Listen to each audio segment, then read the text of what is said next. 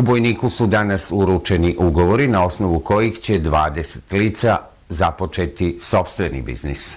Opština Bojnik iz svog budžeta izdvojila je 5 miliona dinara, isto toliko sredstava obezbedila je Nacionalna služba zapošljavanja u cilju smanjenja broja nezaposlenih u ovoj sredini. Ovim sredstvima, kako istakao predsednik opštine Nebojša Nenadović, realizovaće se 3 mere zapošljavanja i to otvaranje novih radnih mesta putem otpočinjanja sopstvenog posla, program stručne prakse i javni radovi. On je dodao da će na osnovu svih ovih mera 60 osoba iz Bojnika biti skinuto sa evidencije nezaposlenih. Mera otpočinjanja sopstvenog posla predviđena je za 20 lica, a ona će dobiti pojedinačno po 250.000 dinara. Kako je naglasio Nenadović, bez obzira na krizu izazvanu virusom COVID-19, lokalna samouprava je na ovaj način pokazala svoju društvenu odgovornost. Bez obzira što se radi o ovako teškom trenutku za ceo svet, da kažem, i Republiku Srbiju, naša opština je uspela da ispoštuje ugovor koji smo sklopili sa Nacionalnom službom za zapošljavanje kako bismo na teritoriji naše opštine što veći broj vas nezapošljenih skinuli sa zavodom.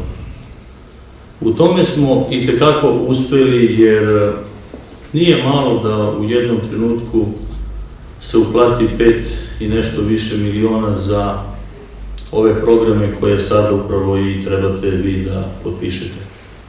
Kada to govorim, mislim na vas 20 koji ste dobili sada taj novac da otvorite svoje firme i preduzeća i krenete u neku dalju proizvodnju i egzistenciju za vaše porodice. Nenadović je podvukao da će na osnovu programa javnih radova u radni proces biti uključeno 27 lica, a njih 13 imaće priliku da obavi stručnu praksu. Pored vas 20, još 27 bit će uključeno u program javnih radova, da kažem za koji dan, možda iduće nedelje, ponedeljka. Isto tako i 12 ili 13 lica bit će angažovano na poljima obavljanja stručne prakse ili tog pripravničkog staža koji treba da odradi. Vidite, lokalna samouprava itekako daje veliku pažnju i značaj otvaranju novih radnih mesta i zapošljavanju ljudi, jer to je, da kažem, jedini način kako bismo ostali da živimo na ovim prostorima, jer to nam je glavni cilj, pored infrastrukture koju radimo, da otvaramo nova radna mesta. Vi svi znate šta to znači za jednu lokalnu samoupravu, kao što je Bojnik, jedna mala opština, ali evo u ovom trenutku vas 20, zatim 27 u javnim radovima, 13, to je ukupno 60 ljudi koji će na neki način dobiti posao.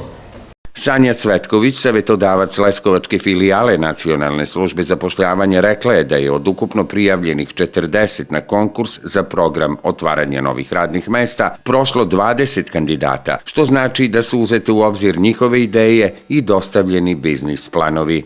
Ono što je važno sem ovoga, a što vam je verovatno kroz obuke, što online, što one koje smo radili neposrednim kontaktom, odnosno kolega je to radio sa vama, rečeno, jeste da vi kod sklapanja ugovora morate da imate 2 žiranta. Žirant može da bude, moram da ponovim, lice koje je u radnom odnosu na neodređeno vreme ili lice koje je penzioner. Takođe, vlasnik radnje, preduzetnik, vlasnik kancelarije, advokatski, izvršiteljski i tako dalje, može da bude neko ko vam može biti žirant.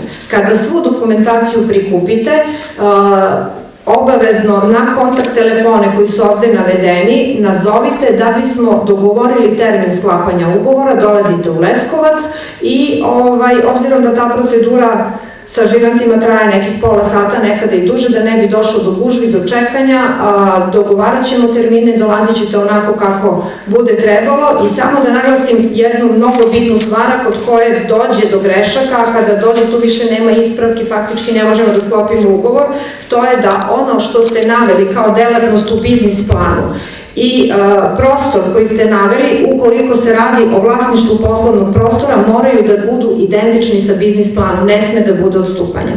Kako je rečeno na ovom skupu, programi imaju za cilj zaustavljanje odliva stanovništva iz ovog kraja i smanjenje sveopšte nezaposlenosti.